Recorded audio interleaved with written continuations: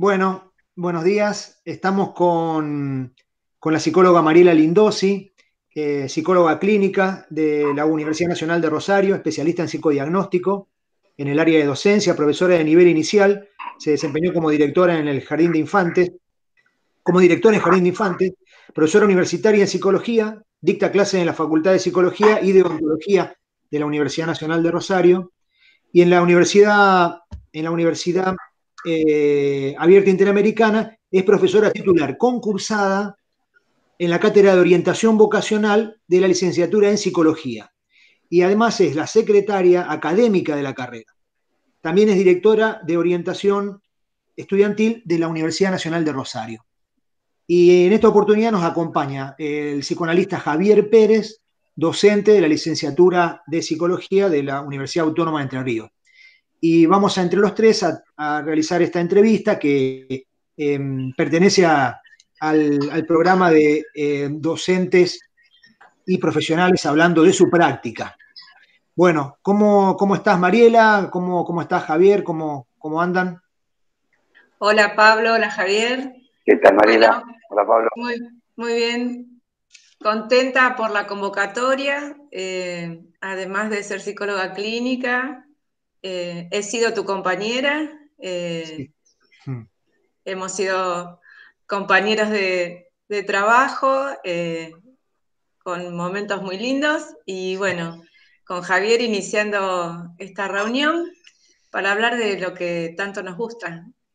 Así es, así es. Bueno, comenzamos entonces, Mariela, si te parece. Sí. Eh, este ciclo de entrevistas que iniciamos en nuestra cátedra, con Javier trabajamos en la cátedra de orientación vocacional de la licenciatura de psicología de WADER. La idea es que acercarle a los alumnos cómo algunos profesionales del área de la psicología han podido abrir espacios y un camino posible para pensar la práctica en orientación vocacional. Práctica de la cual vos estás muy formada y tenés una amplísima experiencia en el campo institucional. A mí me gustaría que cuentes algo de esto en el sentido de cómo se te ocurrió, de cómo empezaste a ver este lugar como una práctica posible.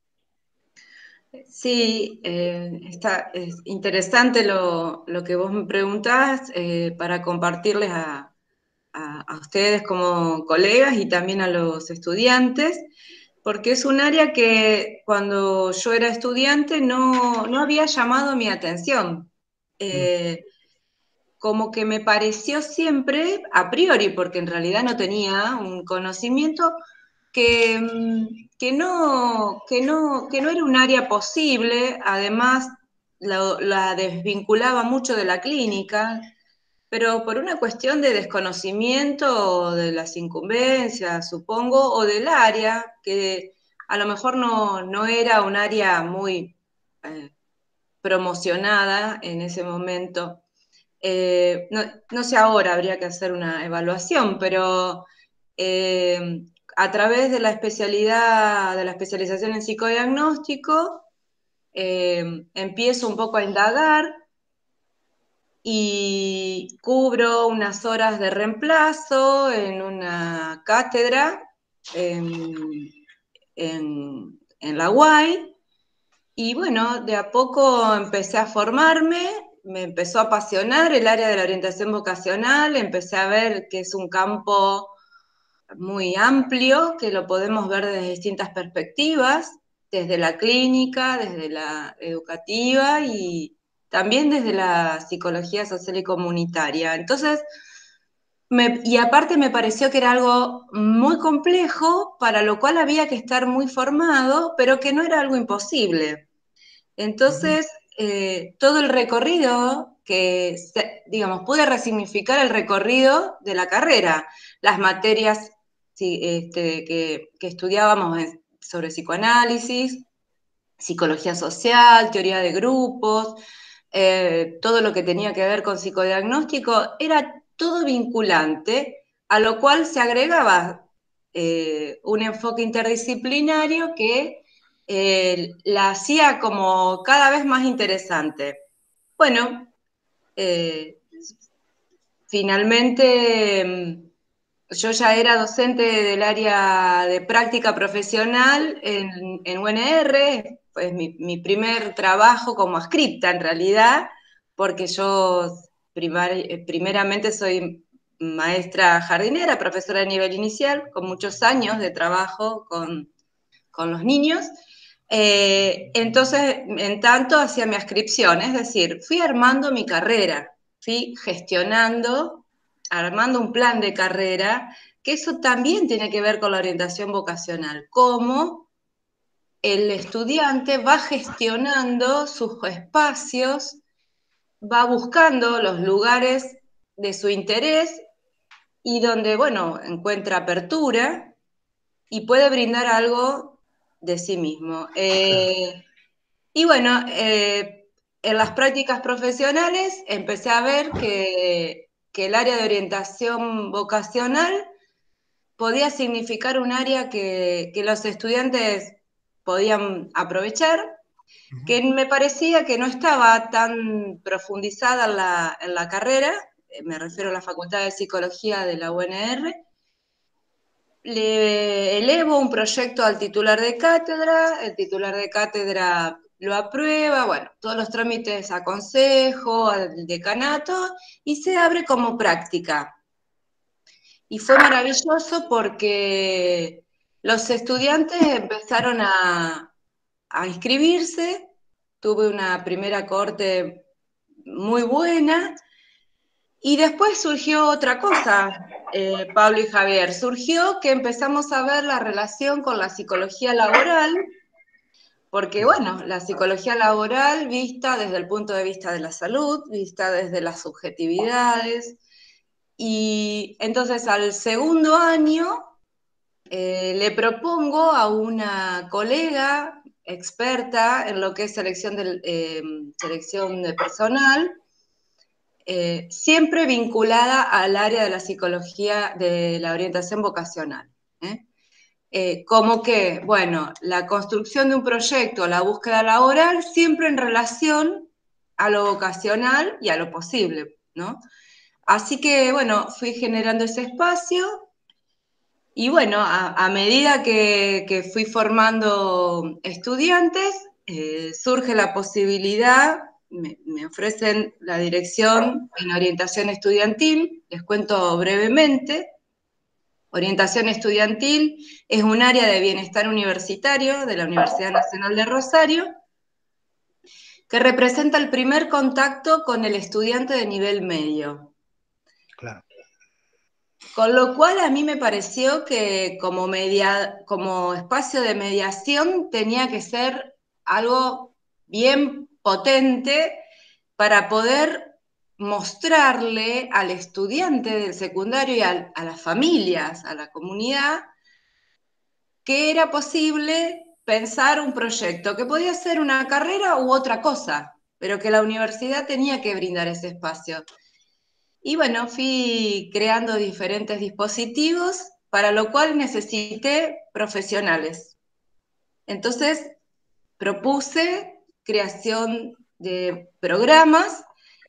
A su vez, la universidad empezó a generar también programas de becas, programas de intervención en escuelas, con lo cual la pata profesional, no solo la administrativa, porque una beca no resuelve el problema vocacional.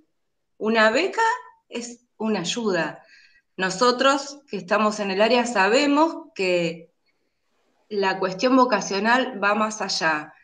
Entonces, necesité equipo y fui formando un equipo y fui llamando no a los popes, fui llamando a nuestros graduados, Claro. a esos graduados que se habían interesado por ver qué era la orientación vocacional y la, la disfrutaron, se capacitaron, se entusiasmaron y paulatinamente fui armando un equipo porque las necesidades al ofertar a la comunidad, ir caminar los distritos de la ciudad, salir a las comunas, fui necesitando personas.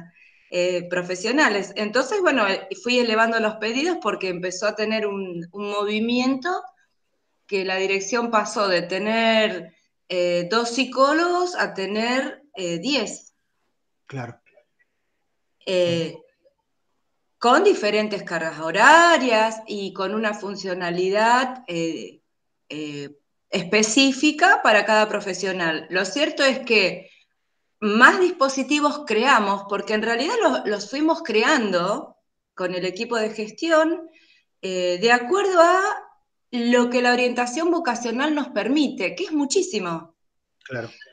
Desde la pata informativa hasta la pata más clínica, sin Claro. hacer clínica, porque Claro. no es un espacio clínico, pero que tiene un efecto clínico. Cuando alguien acompaña, cuando un psicólogo acompaña a un estudiante o ya sea del secundario o a un estudiante que ya está en la universidad, ya eso tiene un efecto diferente.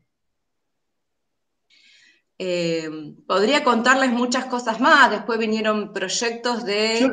lo que quisiera preguntarte, Mari, es ¿hace cuánto dirigís la dirección? ¿Hace cuánto estás a cargo de la dirección de orientación estudiantil?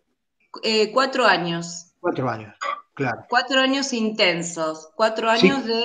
de generar un cambio paradigmático, de pasar de un enfoque informativo-administrativo a un enfoque donde la orientación vocacional es la columna vertebral, y de Claro, allí claro, salen los claro. dispositivos para estudiantes del secundario, estudiantes que están transitando la carrera y son estudiantes que transitan la carrera, espacios para los ingresantes y espacios para los graduados. Porque los Sí, graduados... da la impresión, Mari, por lo que contás, que sí, que evidentemente hay todo un cambio de paradigma, de posición paradigmática, en el sentido de que durante mucho tiempo el servicio de orientación vocacional, el ofrecimiento del espacio de orientación desde las instituciones educativas estaba muy ligada a la cuestión de la información de carreras, una especie de tiempo para la información de carreras, ¿no? Y que toda la cosa más subjetiva, propia de la decisión por esa elección, quedaba a cargo del estudiante, ¿no es cierto? Exacto, sí. Yo lo que creo que ese cambio de paradigma también tiene que haber implicado algún tipo de dificultad en el sentido de que el trabajo, cuando se plantea la idea de desplegar cierta cuestión en el campo de la elección, de la decisión por una carrera y que despliega todo este asunto subjetivo, debe ser complicado para la institución, porque ya allí tenés que pensar en estrategias más singulares que ese abordaje tan universal que se hace cuando uno informa sobre las carreras que posee la institución. Tal cual.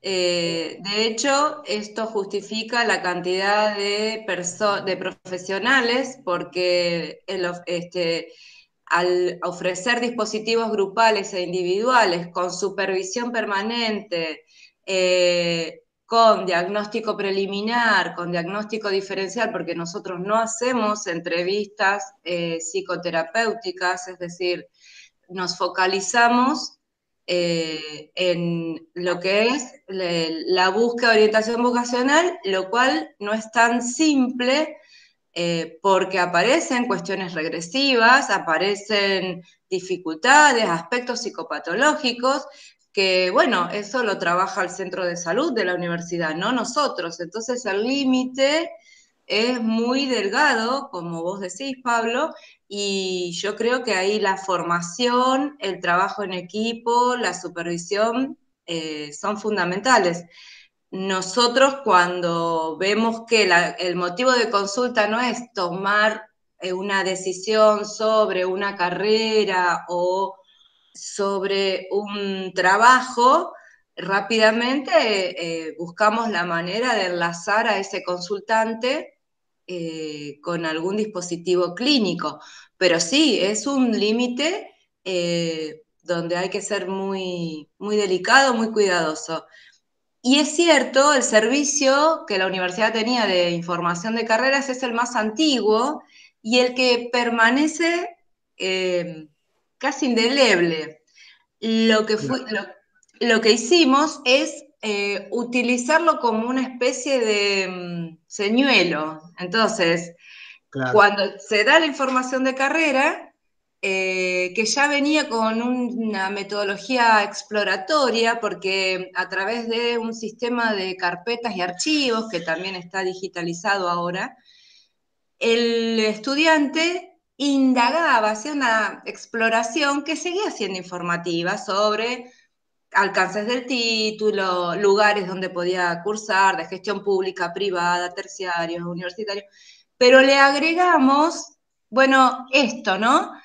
Bueno, acá tenés la información, pero si vos querés que te acompañemos en esta búsqueda más subjetiva, podés venir a un espacio individual, podés venir a un espacio grupal, lo mismo para quien quisiera cambiar su decisión de carrera, ¿no?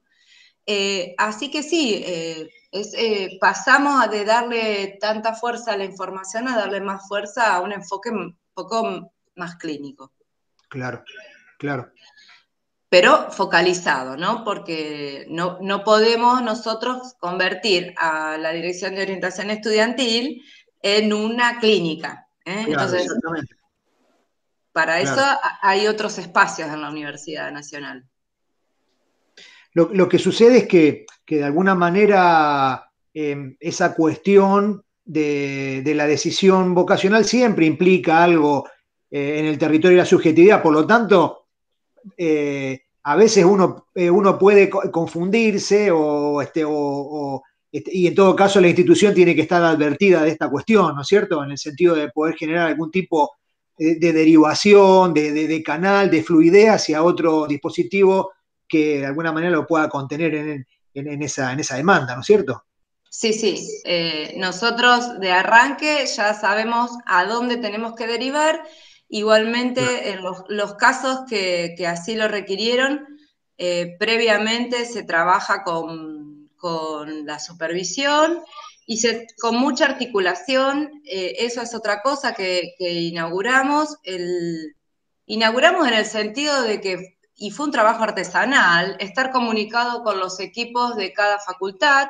No todas las facultades, pero muchas tienen equipos de acompañamiento pedagógico que también detectan cuestiones a veces que son del orden clínico y nos consultan.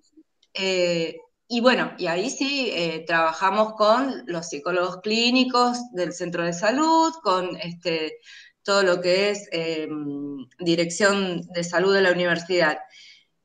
De todos modos, lo que quiero remarcar es que esta es una apreciación que es muy personal, pero yo creo que la clínica es soberana.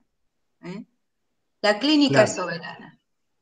La formación en clínica, en psicopatología,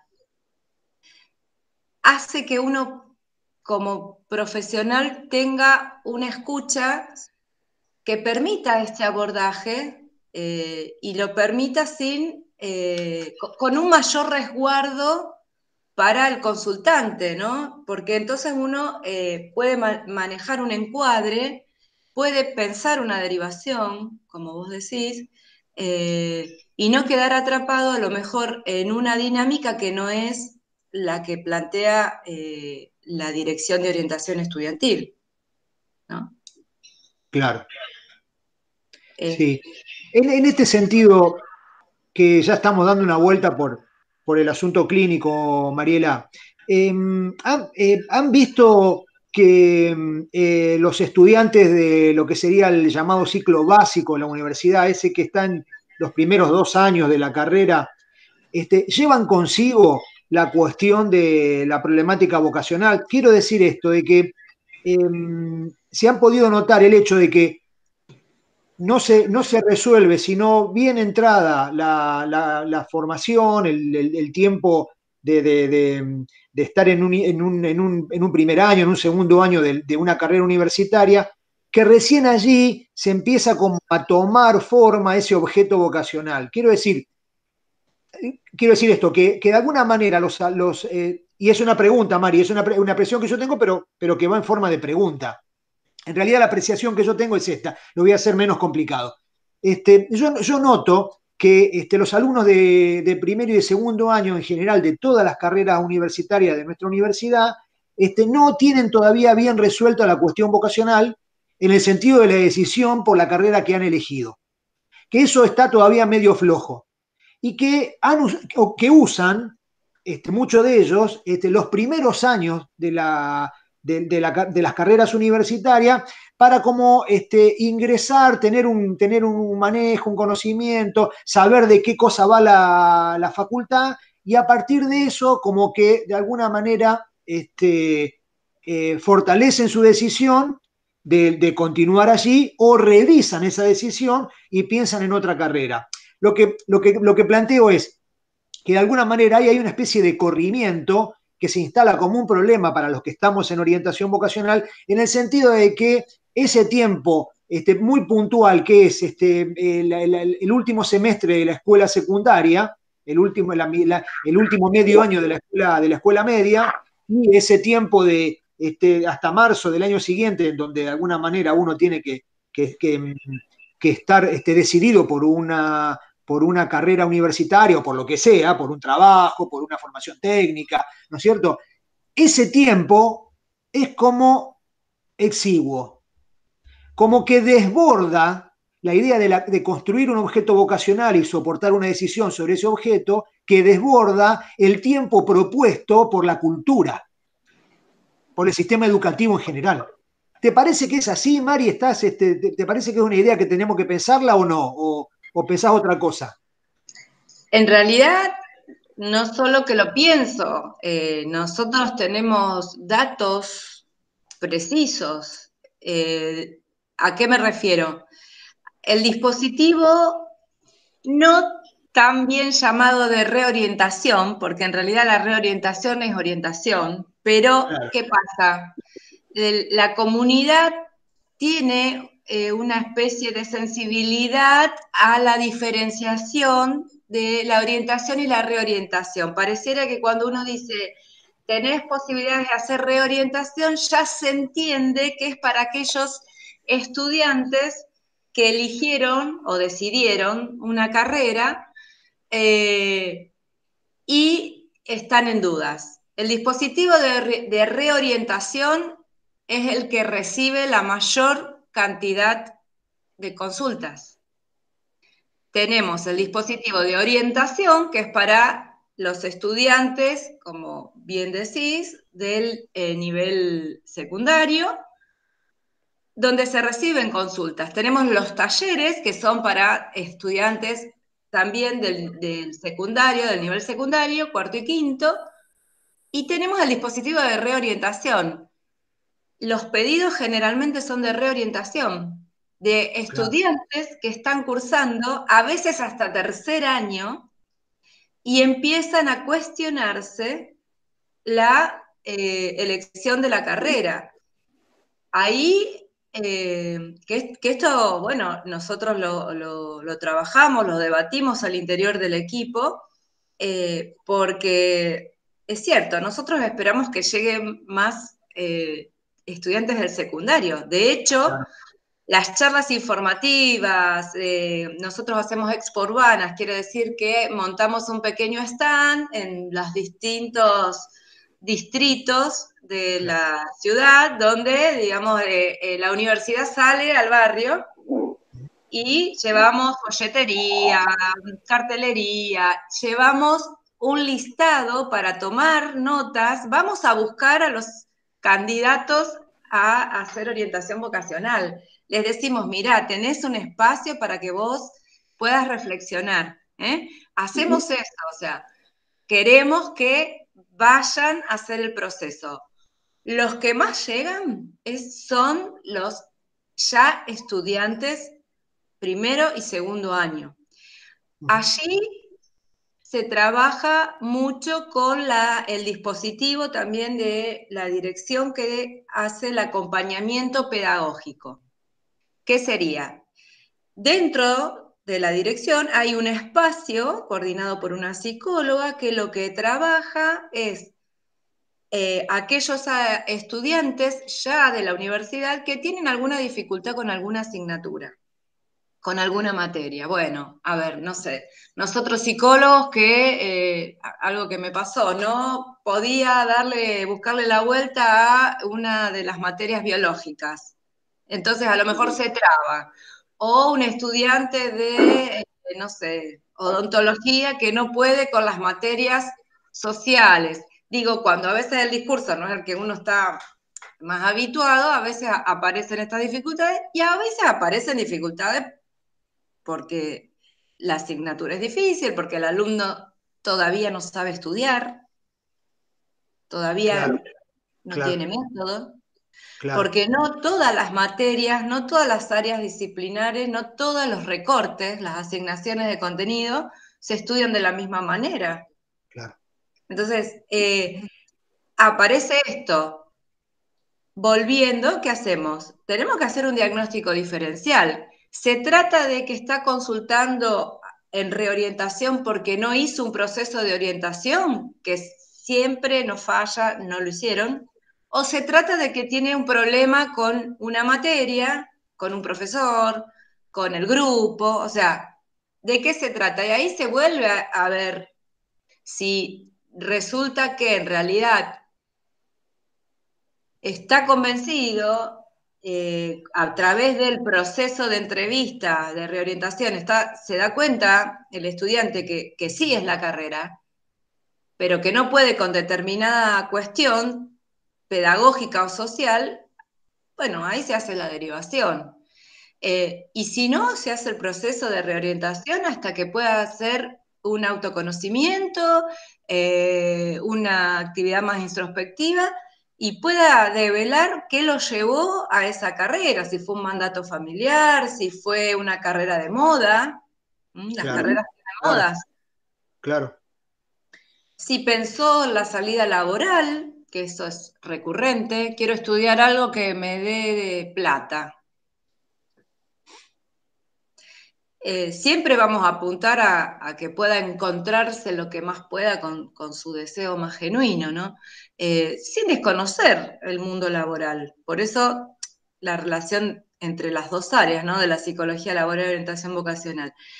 Y bueno, y algunos alumnos confirman que esa era la carrera y otros cambian, lo cual no es algo menor ese claro, acompañamiento, claro, porque claro. existe o sea, implica un duelo por la elección realizada, por lo que se invirtió, por las expectativas de él y de su entorno. Entonces, esto también requiere de que estemos formados, de que estemos sensibilizados con estas cuestiones de la orientación. Y tratamos de desdramatizar de que, bueno, de que se puede cambiar, de que se puede volver a Ujú, elegir, ujú, ujú. de que es una realidad que la orientación vocacional no está instalada sistemáticamente en el colegio secundario y que la universidad eh, le da cada vez más una fuerte impronta reivindicando esta área del quehacer profesional nuestro. Claro, claro. Lo cual impacta en la calidad del estudiante, porque un estudiante que está trabado en una carrera y no sabe por qué, es algo que lo angustia, que lo preocupa. Y Discúlpame, Mari, siguiendo este razonamiento tuyo, quería contarte que hace muchos años, cuando yo empecé con este tema de pensar la cuestión de la orientación vocacional como una posibilidad profesional para mí, decíamos en esa época que la universidad te proponía un formato de playa de estacionamiento. En el sentido de que no importaba, digo, era la época, te estoy hablando de mediados de la década del 80, principio de la década del 90, que fue la época en la que de alguna manera la universidad vuelve a considerarse un lugar bueno, un lugar de excelencia, un lugar de compromiso con la comunidad, en el sentido de que es la época política en la Argentina que se pasa de la dictadura militar a la democracia. Y la universidad aparece como un lugar de formación de cuadros profesionales para el mundo laboral, pero también para la posibilidad de formar cuadros que garanticen el destino político de un país. En este sentido, en esa época ocurre un fenómeno que es el fenómeno de la explosión matricular, o también llamado, bueno, la masividad de la práctica universitaria, ¿no? Facultades que tenían un ingreso de 100 alumnos pasaron a tener 1000, con la misma planta docente, con la misma estructura edilicia e institucional, como si tuviera los 100 alumnos del año anterior. En ese sentido decíamos lo de playa de estacionamiento, porque de alguna manera ahí está este germen que ustedes hoy están desarrollando tan eficazmente. El germen, digo, de que el alumno encuentra una sociedad un tanto hostil, no hay posibilidad de trabajo, no hay ofertas laborales, pero sí la universidad le abre las puertas para al menos estar en algún lugar y sentirse útil. Ujú. Y bueno, el principio de la década del 90 era un tiempo justamente de una época de desocupación, una época donde la oferta laboral era exigua, ¿no? Y al joven que salía de la escuela media, de alguna manera no le quedaba otra cosa que pensarse en la universidad, en tanto la universidad era un lugar abierto. Era un Ujú. lugar abierto. De hecho, la universidad sigue siendo un lugar abierto. Debe ser de los lugares más abiertos que tiene la sociedad argentina, la Sí, universidad pública, ¿no? sí, sí. Digo, le ofrece al estudiante un ingreso directo, una formación gratuita y al mismo tiempo le da la responsabilidad de cogobernarla. La posibilidad de cogobernarla y ha crecido estos últimos años, ya viene desde, no me refiero a mis años de gestión, que son pocos, en relación a la historia de la universidad y del servicio, del antiguo servicio, pero ha crecido de manera notable en lo que son las políticas de bienestar. Eh, Claro. el desarrollo en políticas de bienestar eh, cada vez avanzó más a través de programas, a través de las diferentes direcciones, a través de la cualificación del ofrecimiento de toda el área de bienestar, ya sea comedores, dirección de educación física, becas, material de estudio, el centro de salud, programas, proyectos que son, digamos, ponen al estudiante como protagonista, y esto está buenísimo, y cuando nosotros estudiábamos, tal vez todo esto no estaba, Claro. eh, y a mí no deja de maravillarme, porque realmente si nosotros pudiéramos lograr desde la orientación vocacional contener a ese estudiante que puede venir de una población tal vez de vulnerabilidad o no, pero que necesita poder hacerse una pregunta Mm, para mm, poder aprovechar las políticas de bienestar, como decíamos antes, hasta que no puede hacerse una pregunta, todo esto que está preparado para ellos no se puede mm, aprovechar. Entonces, cada vez el trabajo es más articulado. Nosotros trabajamos con el área de becas, o sea, el área de becas no trabaja solo sin los profesionales de orientación vocacional. No tiene sentido ofertar becas sin el acompañamiento a ese estudiante para que se haga una pregunta sobre sí mismo. Eh, porque si no, es como que se pierde el sentido de la misión propia de la universidad, ¿no? Claro. Así que es muy interesante trabajar de esta manera articulada. Yo estoy en permanente contacto con los otros directores, porque bueno, no basta con que tenga una tarjeta de comedor, no basta con que tenga material de estudio. Tiene que tener el acompañamiento del psicólogo que lo ayude a pensarse en determinada situación. Y si lo tiene que volver a repensar, lo vuelve a repensar. Claro. Somos seres históricos.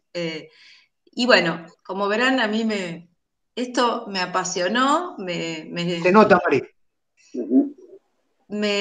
aparte, hay momentos que uno dice, hay tanto para hacer en esta área que a veces entre el equipo decimos, bueno, paremos un poco, porque y todo es bien recibido, la comunidad necesita esto. O sea, nosotros proponemos talleres ahora en el periodo de aislamiento por la pandemia. Ofrecemos talleres virtuales, se llenan.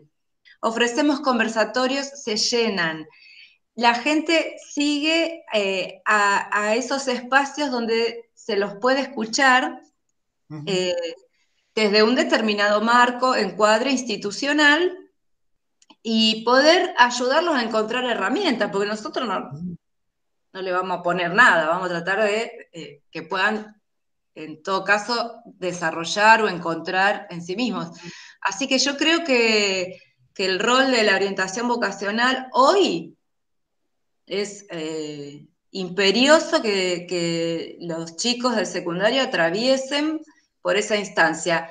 Puede ser, a ver, puede tener, lo sabemos por teoría también, puede tener diferentes desenlaces. Puede finalizar con una elección de carrera o con una búsqueda laboral o con una pregunta que tal vez nunca se había hecho, ¿no? Claro.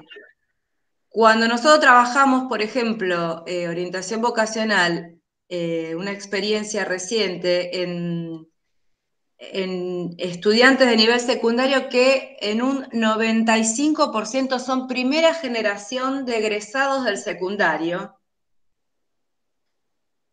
allí trabajamos con la escuela, con la familia, con becas, con el rector, con el vicerrector, con los secretarios. ¿Por qué? Porque vamos y decimos, bueno, miren, esto, es para ustedes, pero si nosotros no brindamos técnicas de consignas amplias, no estoy hablando de psicometría, nada de eso, técnicas como una entrevista, técnicas como alguna frase incompleta para poder pensar. Si no brindamos eso, bueno, no es posible que se hagan una pregunta. Y realmente, nombro este programa entre otros tantos, porque es la posibilidad de que tal vez alguien que no está entre una carrera y otra, sí pueda hacerse un interrogante sobre su futuro más inmediato, ¿no? Más inmediato,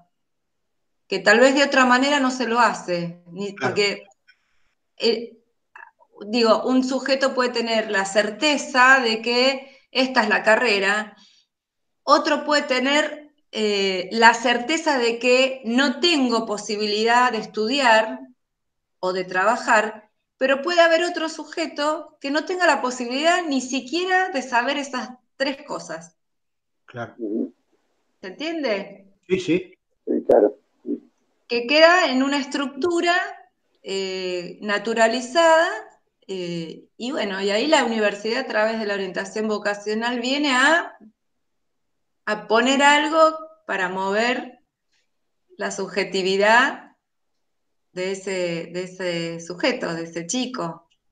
Claro, fíjate que por lo que vos iniciaste tu despliegue teórico, un poco dando la consistencia del dispositivo, planteando la idea de, ¿no? de una pata informativa y una pata clínica, dijiste, ¿no? Y ahí la cuestión clínica también viene como una especie de ofrecimiento. O sea Sí, que no es solo ofrecer una información lo más objetiva posible en el sentido de lo que la universidad puede dar en ese plano, que es justamente el de sus carreras, sino que el ofrecimiento está también en relación a la idea de que allí puede el alumno hacerse una pregunta, ujú, ¿no? Bueno, que seguramente le ordenará la posibilidad de poder tomar una decisión conforme a ese objeto que seguramente está todavía allí tratando de construirse. exacto.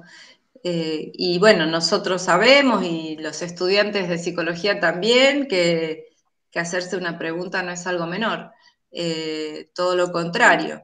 Eh, sí, y además, otra cosa que con los años de iniciarme en esta área de desarrollo profesional me ha pasado es que, por eso digo, la clínica soberana, la formación en psicopatología, en psicología social, en políticas, me parece que es necesario porque cuando uno recibe una consulta de orientación vocacional, puede ser que consulte porque no sabe qué carrera seguir o si estudiar o trabajar, o venga una consulta con ese motivo manifiesto, un motivo de consulta manifiesto, pero que el motivo de consulta sea otro, desde la pregunta por la sexualidad, la pregunta por la identidad, hasta el pedido de ayuda por situaciones de acoso, lo que se llama bullying, o situaciones donde se encuentran pasándola mal. Y a veces viene viabilizado a través de la orientación vocacional. Y bueno, y la orientación vocacional tiene para decir, bueno, a ver, ¿qué hacemos con esto? Y va delimitando, de acuerdo al encuadre institucional, con qué va a seguir, con qué va a derivar y con qué va a acompañar. Claro. Me interesa, Mariela, esa afirmación que reiteraste de la clínica es soberana. ¿Lo podrías desplegar? ¿A qué te referías, Mariela? Pues ya lo habías dicho antes. Ya habías comenzado vos, desde que arrancaste a hablar, trabajando un poco el borde de la orientación vocacional y la clínica, ¿no? Decías que de estudiante desvinculabas a la orientación vocacional de la clínica. Después planteaste que no es un espacio clínico en tu trabajo en la orientación vocacional, pero que tiene un efecto clínico. ¿Cómo es lo de la clínica soberana? Yo digo, la clínica es soberana en todas las áreas, ya sea para el psicólogo comunitario, para el psicólogo educacional. Yo creo que la escucha clínica, la formación clínica, eh, atraviesa todas las áreas, todos los campos, porque da la posibilidad de escuchar eh, al sujeto, al consultante, lo que dice más allá de lo que dice. O sea, ¿qué está diciendo con lo que dice? Y solamente yo eso lo puedo abordar desde una formación y experiencia clínica. Entonces, eh, la escucha clínica va a atravesar todo esto, por lo que decía antes, si yo no tengo las herramientas de lo que es la prevención, la rehabilitación, lo que es el despliegue de una sintomatología, las características de una personalidad, si no conozco los mecanismos defensivos si no conozco el valor de la transferencia y cómo opera la transferencia en un contexto y en otro, de acuerdo al modelo que nosotros trabajamos de transferencia en orientación vocacional, que toma del modelo freudiano, pero lo reacomoda un poco a los fines del tiempo y del espacio institucional y del marco teórico. Entonces, si no manejamos esto, si no manejamos lo que es la contratransferencia, la abstinencia, es un problema llevar adelante un proceso de orientación vocacional, porque podemos incurrir en algo iatrogénico.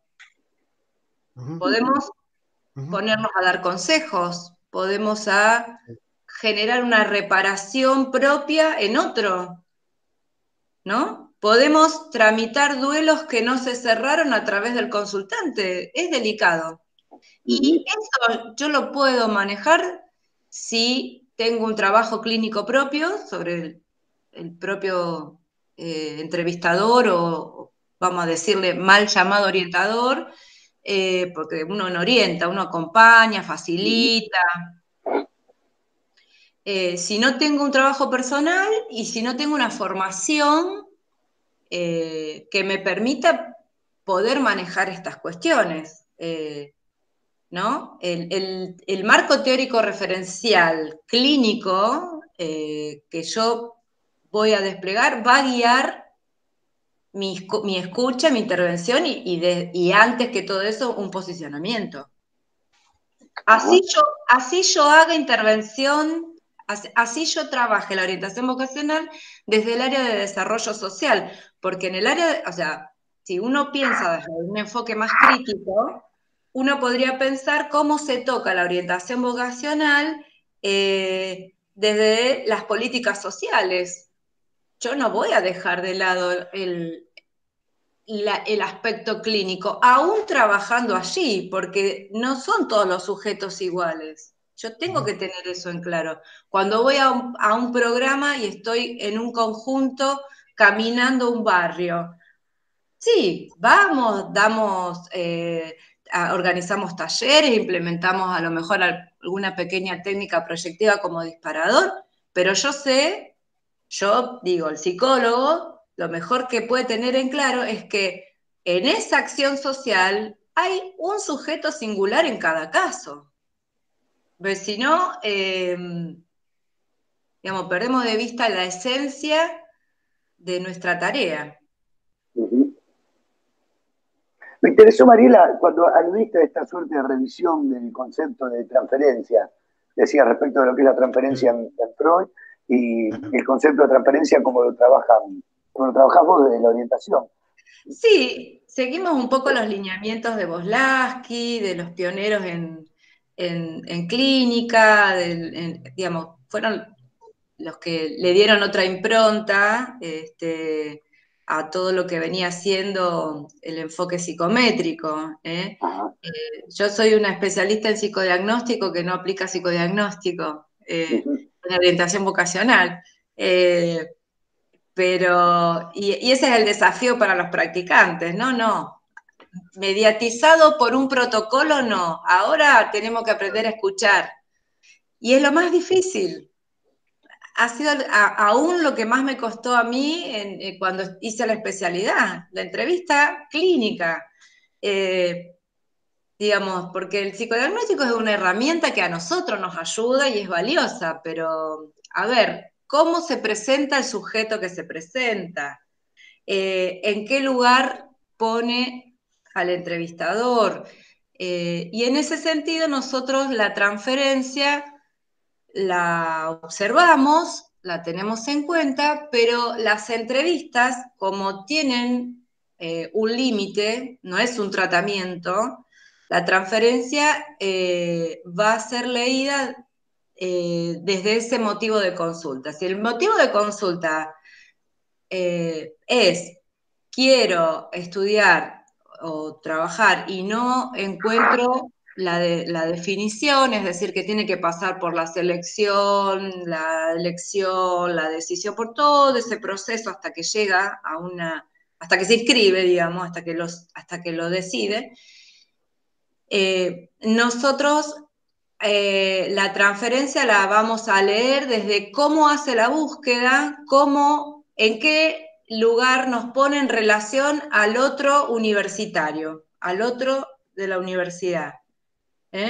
No en el sentido regresivo de la transferencia, no como estas figuras o cuestiones infantiles que transfiere en el otro, porque no estamos en una posición de análisis, sino cómo se posiciona frente al otro de la universidad, el otro que tiene un saber y que lo va a acompañar y hasta que es un profesor, porque también, ¿no?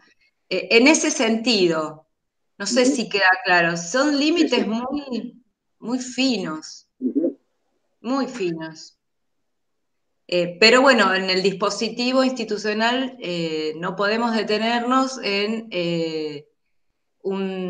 porque a veces, bueno, uno puede, de hecho uno lo puede hacer fuera de la institución, abordar las dos cosas, ¿no? ¿Cuántas veces llega a la consulta privada un consultante por orientación vocacional y antes de poder elegir una carrera tenemos que ver por qué no puede elegir la carrera sin la aprobación de sus papás, por ejemplo? ¿No? Ahí uno puede desplegar un desarrollo, digamos, clínico con otro encuadre. Pero bueno, en la institución nos vamos un poco acomodando a los tiempos y a la demanda. Entonces la transferencia tiene esa característica, no se analiza en un sentido regresivo, sino en un sentido más prospectivo. Claro. Sí, da la idea de que la noción de transferencia con la que se trabaja es la posibilidad de desplegar el supuesto saber como garantía del vínculo. Sí. Del vínculo en términos del trabajo que se va a hacer en el Departamento de Orientación Vocacional. O sea que Exacto. lo que motorizaría la relación es instalar allí un supuesto saber. Sí. ¿No? Porque nosotros estamos muy ubicados, como cátedra, estamos muy ubicados en el planteo que Voslavsky hace al final de su carrera, digamos, porque, bueno, nada, muere muy, muy jovencito, él muere en un accidente de tránsito viniendo de un congreso en Brasil en el año 75. Y en el 74, un año antes, él escribe la adenda en su libro de cabecera, digamos, ¿no? En donde plantea la idea del retorno a Freud como ese intento de regresar a la idea de pensar la cuestión sintomática como eje de la acción clínica, ¿no es cierto? Y en este sentido, bueno, me parece que la dificultad que tenemos aquellos que estamos ligados a las cuestiones vocacionales desde las perspectivas clínicas es que lo transferencial no me niegue la cuestión inconsciente, ¿no es cierto? Y creo que ese es un límite de marcación epistemológica para la perspectiva clínica de las otras perspectivas en orientación, ¿no? Que la brújula del trabajo tenga que ver con la idea de que esa posición de supuesto saber implique la posibilidad de que la emergencia de lo inconsciente aparezca como un elemento determinante a la hora de lo que se hace. Sí, y de hecho ocurre. Claro. Y sí, yo creo que coincido, creo que Voslavsky tenía mucha tela para cortar, inclusive también él plantea, no sé si es allí o en otro espacio, que también hubiera hecho otra revalorización del contexto, pero sí, de hecho nosotros ya al tomar en cuenta las nociones de transferencia, contratransferencia, reparación, nosotros partimos de un supuesto o marco teórico referencial de la psicología profunda, es decir, sabemos que hay dinamismos inconscientes que operan, que están presentes, que van a emerger y que, bueno, que en el marco institucional tal vez haya que ver cómo maniobrar, cómo intervenir, porque es cierto, esto lo hablamos siempre en las supervisiones, no podemos, porque el marco teórico es focal y más acotado a la decisión de carrera, dejar a un consultante, no, esto es del orden de lo terapéutico, en este espacio no. No podemos. ¿Se entiende lo que digo? ¿Me explico? Sí, claro que se entiende. Digo, Está clarísimo. de pronto hemos tenido casos como pacientes tal vez con estructuras o rasgos de personalidad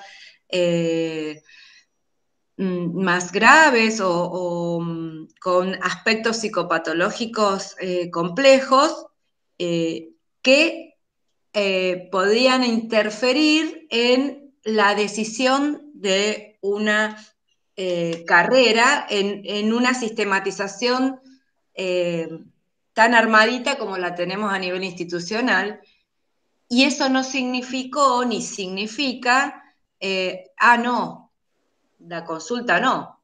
Se ve cómo se interviene, porque llegan casos de personas que vienen a la consulta diciendo que su decisión vocacional es ser presidente de la nación, es ser... ¿Y Astronauta. Astronauta. Claro. Y a veces nos tenemos que poner a investigar e indagar, porque hay tantas cosas que uno desconoce, que existen, que, bueno, también indagamos nosotros, ¿no? Si esta cosita que quiere estudiar, y más ahora con tanta tecnología, si es una cuestión de una realidad de ese consultante o verdaderamente existe, nos ha pasado. Claro. Pero digo, esto aparece y uno no suelta la mano, digamos, al consultante, todo lo contrario. Ahí se arma más fuerte el dispositivo, porque bueno, por algo llega al espacio ese de la universidad. Claro, claro. Y Mari, nosotros tenemos que estar ahí acompañando. Sí, Pablo. Sí, vos sabés que ya tenemos el límite de 1 hora, que es el límite que tenemos para poder subir la entrevista. Si nos pasamos de la hora, se hace muy difícil poder subirla, se hace muy pesado el archivo y se nos complica para poder subirla. Nos quedaríamos hablando con vos 1 año entero. Yo también. Bueno, nada, te quiero decir que en lo personal que te admiro como profesional y es un honor para mí tiempo, y ese honor tiene que ver con que te reconozco una mujer muy valiente, que está en un lugar complicadísimo y que sin embargo lo lleva con la altura y con la capacidad de alguien que es admirable. Eso te quería decir, Mari, te quiero mucho, ya lo sabés, y bueno, y tu valentía para mí es un reconocimiento que marca también un camino para todos nosotros. Bueno, gracias, la verdad me emociona lo que me decís. Yo ya sé que nos queremos, que cada vez que nos encontramos revivimos ese afecto, y sí, también admiración. Y bueno, a Javier tengo la oportunidad de conocerlo ahora. Me encanta que estés bien acompañado y bueno, que siempre reivindiques el posicionamiento clínico que hace a la esencia y que nos diferencia de la orientación vocacional en otras disciplinas. Así es, esa es la idea. Sí. Vos sos un clínico de pura sangre. Mari, te vamos a molestar seguramente cuando esto pase, a lo mejor podamos hacer algo en Paraná, podamos tener algún acercamiento institucional entre la facultad nuestra y la universidad, y creo que vos sos una persona muy importante para ese trabajo que en el futuro queremos hacer nosotros. Así que seguramente te vamos a convocar, Mari. Articulemos y empecemos a crear más, sigamos creando más cosas, Ahí está. Como este espacio, que está buenísimo. Ahí está. Sí, así es. Bueno, Mari, Javier, a los dos, muchas gracias, y nada, cuando esté la entrevista para bajar, ya la pasamos y la vamos a poner en la. Ya la van a tener. Un cariño a todos. Un placer, Mariela, conversar con vos. Muchas gracias. Igualmente. Chau, chicos. Bueno, chicos, nos vemos. Ahí está. Chau, chau. Chau, chau.